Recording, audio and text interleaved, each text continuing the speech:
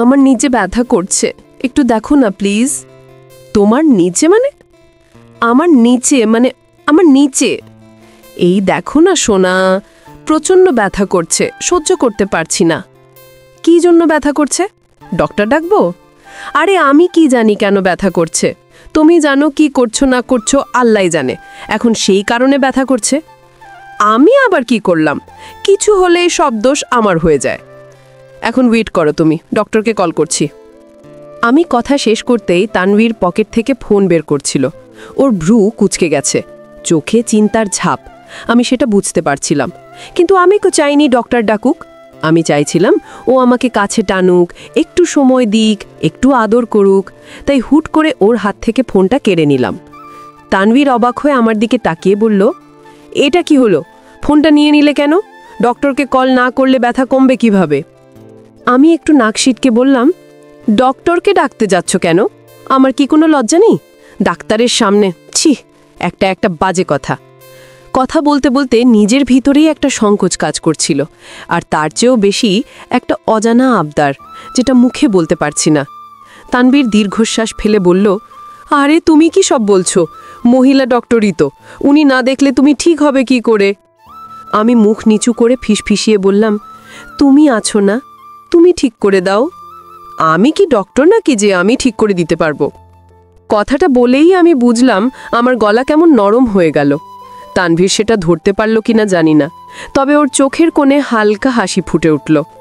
আমি বিছানায় গা এলিয়ে শুয়ে পড়লাম।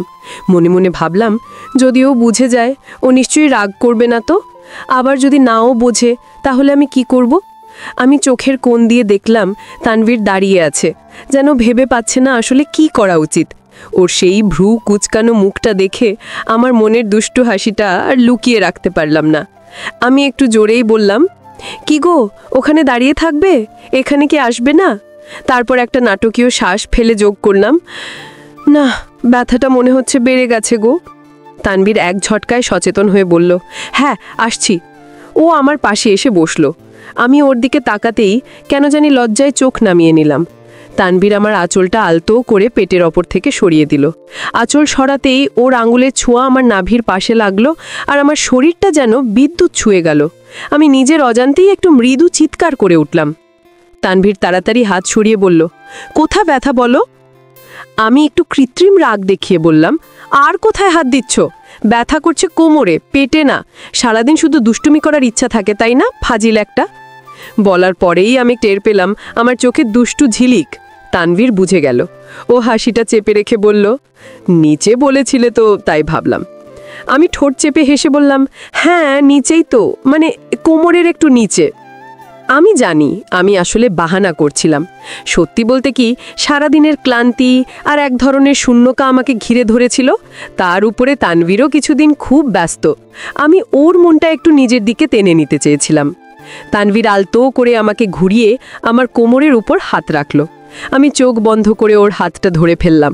ওর স্পর্শ আমার ভিতরের সব অস্থিরতা গলিয়ে দিচ্ছিল। আমি ঠোঁট কামড়ে ধরে থাকলাম, যেন আমার দুর্বলতা বেশি প্রকাশ না পায়। কিন্তু সত্যিটা হলো, ওর ছোঁয়াতেই আমি গলে যাচ্ছিলাম। কিছুক্ষণ হাত বুলিয়ে দেওয়ার পর হঠাৎ তানভীর থেমে গেল। আমি অবাক হয়ে বললাম, কি গো, থামলে কেন? ভালোই তো লাগছে, হাত বুলিয়ে দাও না।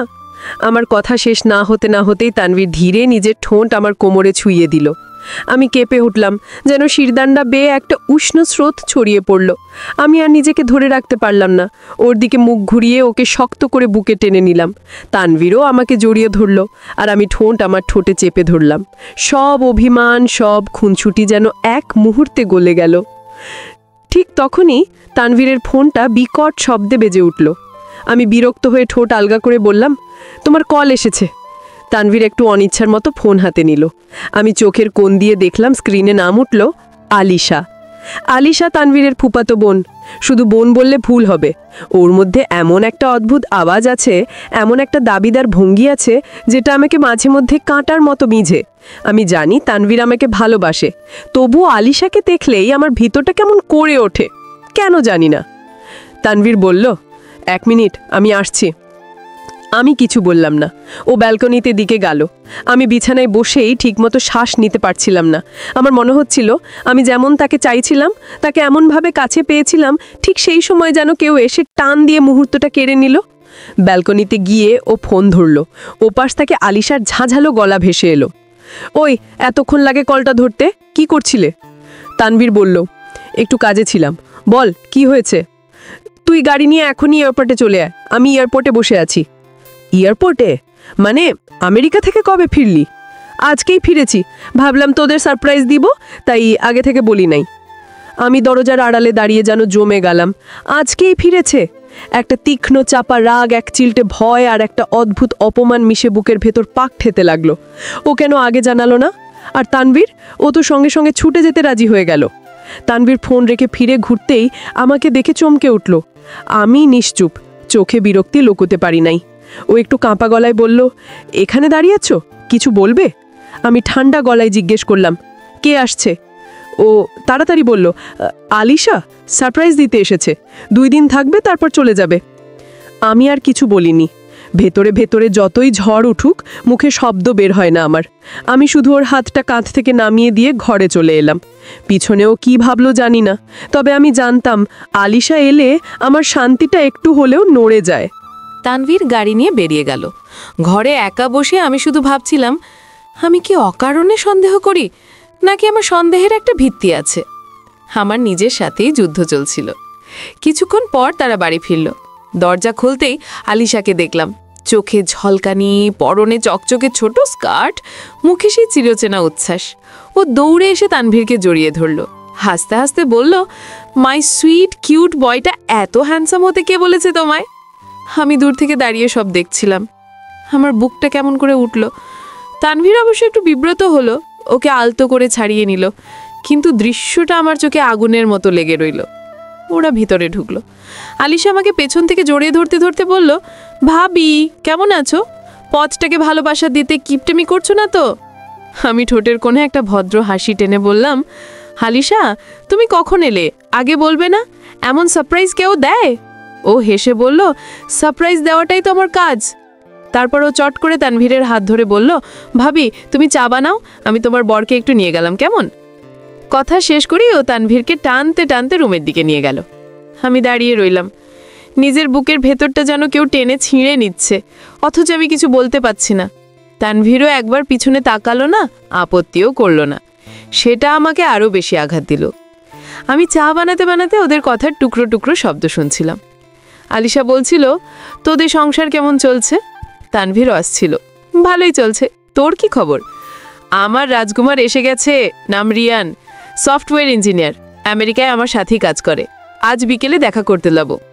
তানভীরের কণ্ঠে খুশি, আমার ছোট্ট পাখিটারও বিয়ে হয়ে যাবে।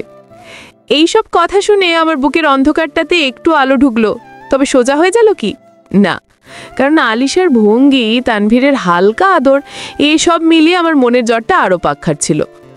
আমি দরজায় নক করলাম, আসবো?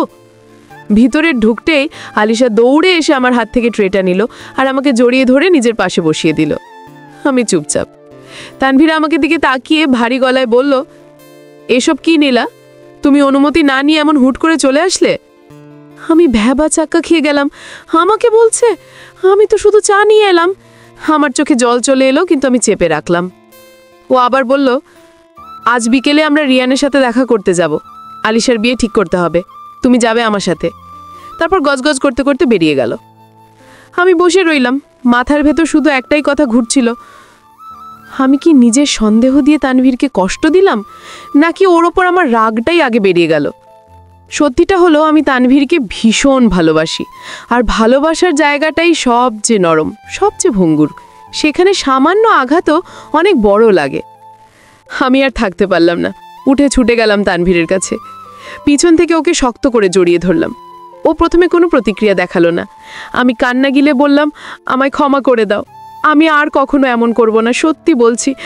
আমি তোমাকে অনেক ভালোবাসি, তোমার ভাগ আমি কাউকে দিতে পারবো না। তানভীর ধীরে ঘুরে আমার মাথায় হাত রাখলো।